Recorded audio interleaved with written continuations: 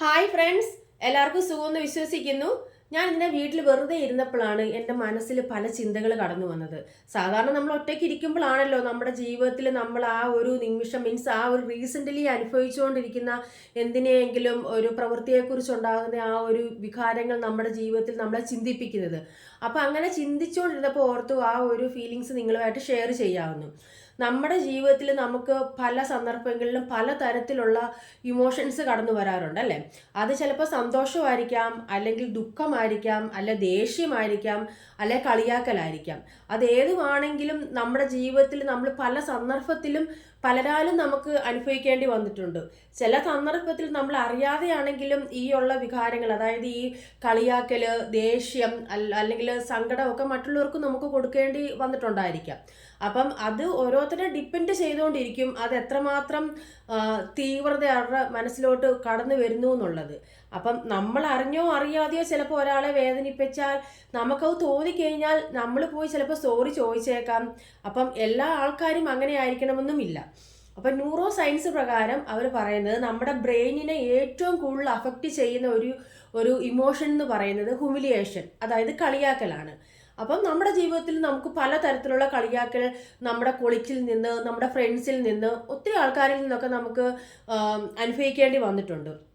അപ്പോൾ ഈ കളിയാക്കൽ എന്ന് പറയുന്നതും പലതരത്തിലുണ്ട്.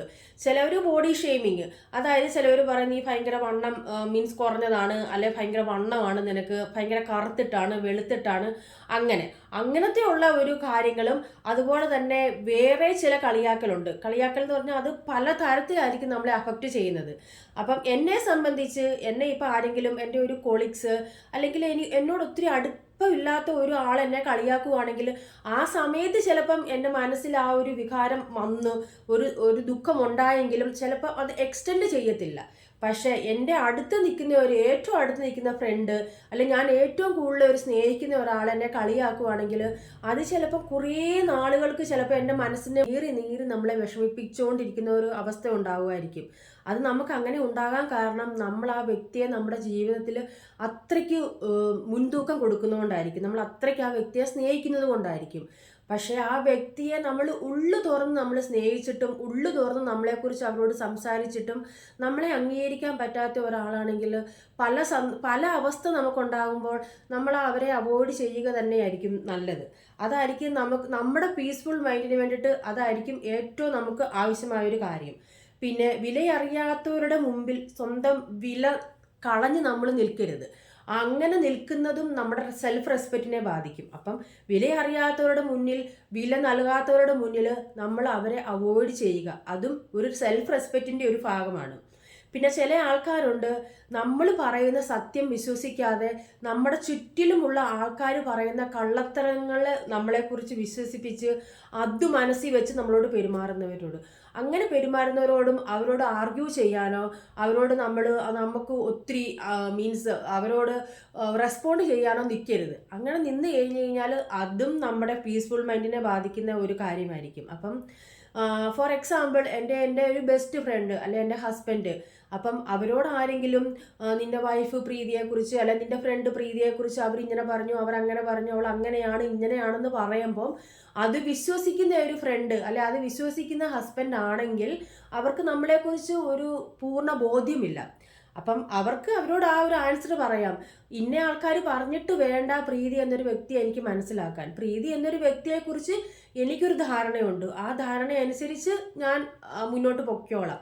അപ്പം അതാണ് യഥാർത്ഥ സ്നേഹം അല്ലേ? അത് നമ്മൾ എന്തെങ്കിലും തെറ്റ് ചെയ്താലും ആ തെറ്റ് നമ്മളെ ചൂണ്ടിക്കാണിച്ച് അതിനെ നമ്മൾ എങ്ങനെയാണ് അതിൽ നിന്ന് പുറത്ത് കടക്കേണ്ടതെന്ന് നമ്മളോട് പറഞ്ഞു തരുന്നവരായിരിക്കും നമ്മുടെ യഥാർത്ഥ ഫ്രണ്ട്.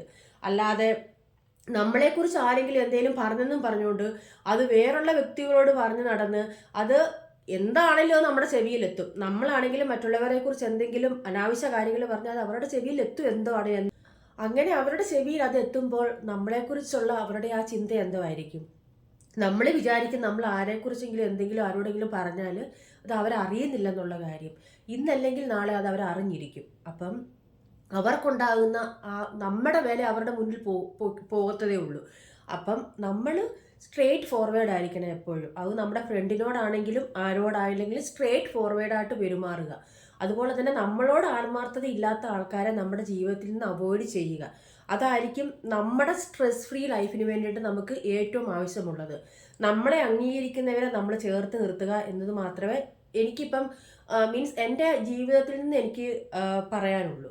അപ്പം നമ്മുടെ കുറവുകൾ മനസ്സിലാക്കി, അല്ലാതെ ഇപ്പം എൻ്റെ ഒരു കുറവെന്ന് പറഞ്ഞു കഴിഞ്ഞാൽ ഇന്ന കുറവാണെന്ന് എൻ്റെ ഒരു ഫ്രണ്ടിന് അറിയാം, എന്നിട്ടും അത് മനസ്സിലാക്കാതെ നമ്മളെ ചില ആൾക്കാരുണ്ട് നമ്മളെ പ്രകോപിപ്പിക്കും. കാരണം എന്ന് വെച്ച് കഴിഞ്ഞാൽ ഇന്ന കുറവ് അവക്കുണ്ട്, എൻ്റെ കുറവ് അനുസരിച്ച് നിൽക്കാതെ അതിനെ പ്രകോപിപ്പിക്കുന്ന ചില ആൾക്കാരുണ്ട്. ഇന്ന കുറവ് അവക്കുണ്ട്, അപ്പം അവളെ അങ്ങ് പ്രകോപിപ്പിക്കാം എന്ന രീതിയിൽ അതിൽ സന്തോഷം കിട്ടുന്ന ചില ആൾക്കാരുണ്ട്. അപ്പം അങ്ങനെയുള്ള ആൾക്കാരെ നമ്മൾ അവോയ്ഡ് ചെയ്യുക. അപ്പം എല്ലാവർക്കും അവരുടേതായിട്ടുള്ള തരത്തിൽ ബിസി ഉണ്ട്. അപ്പം നമ്മുടെ ജീവിതത്തിൽ നമുക്ക് മറ്റവർക്ക് കൊടുക്കാൻ പറ്റുന്നെന്ന് പറഞ്ഞു കഴിഞ്ഞാൽ നല്ലൊരു വാക്കായിരിക്കും. അപ്പം ചിലപ്പോൾ എൻ്റെ ഒരു ഫ്രണ്ട് ഉണ്ട്, അവൾ എപ്പോഴും പറയും, ഞാൻ പ്രാർത്ഥിക്കുന്നില്ലടി, ഞാൻ പ്രാർത്ഥിക്കുന്നില്ല, എനിക്ക് ഭയങ്കര വിഷമമാണ് ഞാൻ പ്രാർത്ഥിക്കാത്തതുകൊണ്ട്. അപ്പം ഞാൻ അവളോട് പറയും, എടി പ്രാർത്ഥനയൊക്കെ നമ്മുടെ ജീവിതത്തിൽ അത്യാവശ്യമാണ്, പക്ഷേ പ്രാർത്ഥനയിലും ഉപരി ഇപ്പം ഞാൻ നിൻ്റെ ഫ്രണ്ടാണ്. അപ്പം എനിക്ക് എന്തെങ്കിലും ഒരു മനസമാധാനക്കേട് വരുമ്പോൾ നീ നിൻ്റെ സമയത്തിൽ നിന്ന് ഒരു ഇച്ചിരി സമയം എടുത്ത് എന്നെ ഒന്ന് ആശ്വസിപ്പിക്കുക, അത് പ്രാർത്ഥനയെക്കാട്ടിലും വലുതായിരിക്കും. കാരണം എൻ്റെ മനസ്സിൽ നീ തരുന്ന ആ ഒരു ആശ്വാസത്തിൽ ഞാൻ നിന്നെ അറിയാതെ തന്നെ ബ്ലെസ് ചെയ്യും. അവൾ എന്നെ ഇത്ര ആശ്വസിപ്പിച്ച് എനിക്ക് മനസ്സിന് സമാധാനം കിട്ടി. ആ ദൈവത്തിൻ്റെ മുൻപിലും ദൈവം അത് കാണുമ്പം നിന്നെ ഒത്തിരി അനുഗ്രഹിക്കും. പ്രാർത്ഥന അത്യാവശ്യമാണ്. അതിലും ഉപരി നമ്മുടെ ചുറ്റുമുള്ള ആൾക്കാരിൽ നമ്മൾ എത്രമാത്രം നമ്മുടെ സ്വാധീനം ചെലുത്തുന്നോ, അവരെ എത്രമാത്രം സഹായം ചെയ്യുന്നോ, അതൊക്കെയായിരിക്കും നമ്മുടെ ജീവിതത്തിൽ മുതൽക്കൂട്ടായിട്ട് നിൽക്കുന്നത്, അല്ലേ? അപ്പം ദൈവവും മീൻസ് പറഞ്ഞിരിക്കുന്നത് എന്നാ, ദൈവം മനുഷ്യൻ്റെ മനസ്സാണ് നോക്കുന്നത്. അല്ലാതെ ഞാൻ എത്രമാത്രം ഇരുന്ന് പ്രാർത്ഥിക്കുന്നുണ്ട്, ഞാൻ എത്രമാത്രം പള്ളിയിൽ പോകുന്നുണ്ട്, അതിലുമൊക്കെ ഉപരി നമ്മൾ മറ്റുള്ളവരെ, ദൈവം തന്നെ പറയുന്നുണ്ട്, ഈ ചെറിയ ഒരുവനിൽ നിങ്ങൾ സഹായം ചെയ്തപ്പോഴെല്ലാം എനിക്ക് തന്നെയാണ് ചെയ്തതെന്ന്. അപ്പം അത് ചിലപ്പം ഒരു ആശ്വാസവാക്ക് പറഞ്ഞുകൊണ്ടായിരിക്കാം, അല്ലെങ്കിൽ ചിലപ്പം ഫിസിക്കലി ഉള്ള ഹെൽപ്പായിരിക്കാം, അല്ലെ ഫിനാൻഷ്യലി നമുക്ക് ഹെൽപ്പ് ചെയ്യാൻ പറ്റിയില്ലെങ്കിൽ പോലും ഒരു വാക്കുകൊണ്ട് നമ്മൾ ആശ്വസിപ്പിക്കുന്നതായിരിക്കാം, നമ്മുടെ സമയത്തിൽ നിന്നൊരിച്ചിരി സമയം മാറ്റി വെച്ച് അവരുടെ കാര്യം കേൾക്കുന്നതായിരിക്കാം, അല്ലേ?